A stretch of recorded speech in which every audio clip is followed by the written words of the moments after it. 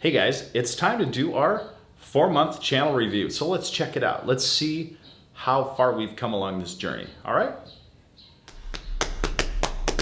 Click, click, click, click and a pick it. Click, click, click, click and a pick it. Click, click, click, click and a pick it. Click, click, click.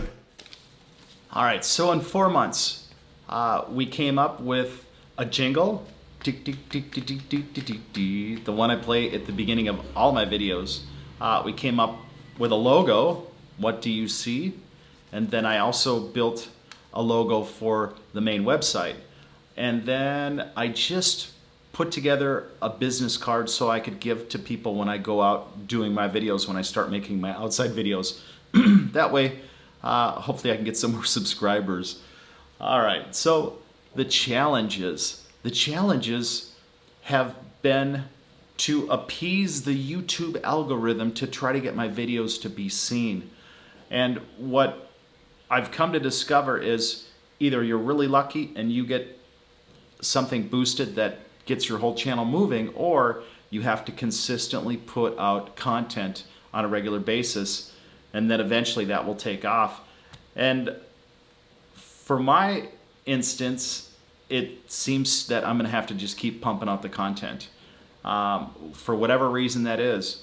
And there are different videos that I would like to do that require more time and more editing and putting out less material per week. But until I get the channel growing, I'm just going to have to keep inventing this content to just appease the algorithm to get my channel established and to get it to start growing. So over 4 months, I've been lucky enough to get 50 subscribers. And I want to say thank you, because there was a time I had 0 subscribers, and I'm going, okay, now what? Now I've got 50, and I'm thankful for each and every one of you that have subscribed, so thank you. That was kind of emotional for me, and I'll tell you why. Because Clicknpicit, even though we put our first video out on August 27th, it really began when I started doing photography. Moving to the Philippines almost 4 years ago, about a year and a half into that, I decided to finally break down and get a real DSLR. I was taking phone camera photos and sharing those with the people back in the US. At the point, I thought, well, some of these are kind of nice photos, but the quality's not that great, so what do I do? And so that brought me to getting a DSLR to have higher quality in case I wanted to save or do something else with those photos.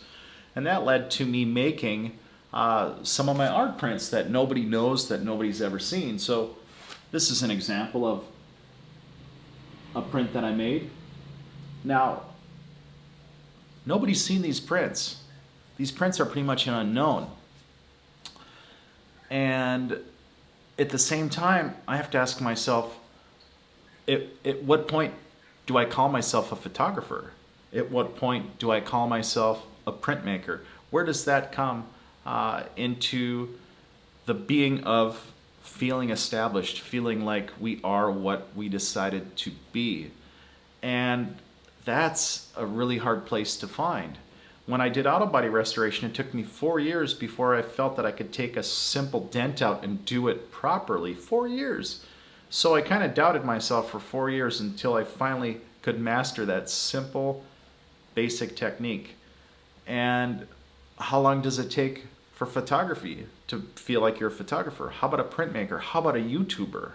And so I've got all these things working together, the printing, the photography, the YouTubing, and without subscribers, without people looking at my videos, I don't really feel like I've established. I don't feel like I've established myself, but I have to believe in my abilities and my own self to climb, because if I don't do that, I will never reach higher. I'll never come to that point where I'll feel like I've got a hold of it. Okay, so that's been really, really hard for me. And until YouTube pushes my videos into the mainstream, I don't even have a negative comment. I don't have any criticism. It's not really real yet. It hasn't taken hold. So just having 50 subscribers is huge to me, because it feels like at least some people believe in me, even when I don't feel like I believe in myself. All right, so So that's pretty cool. So thank you for that. All right, so what's the future goals of the channel? Our biggest goal is to get to 1,000 subscribers and 4,000 watch hours. Until that happens, I will see no AdSense revenue from all of this. And so all the expensive gear that I've got, all the time that I put into it, it really kind of comes to a zero. So until that happens, that is our number one goal. But after I reach that, then what happens is I'm going to start going out, and I'm going to take more outdoor videos. I'm going to try to do some traveling. If I have some revenue from that, I can put that back into making videos, going places, and turn this into a photography / travel vlog. That's my goal, but it needs to generate an income, okay? I've put most of my eggs into this basket. I still tutor online part-time, but that's even been slow. So this kind of has to take off, and I don't know how long it'll take, but until it does, I have to just keep that as my main focus. All right, so thank you so much for being a part of my journey, and hopefully we will grow together and have many more journeys together. Okay, thank you very much. So please throw me a like and subscribe if you haven't already. Gosh darn it, you know who you are. You're gonna get a lump of coal in your stocking. All right, so thanks guys.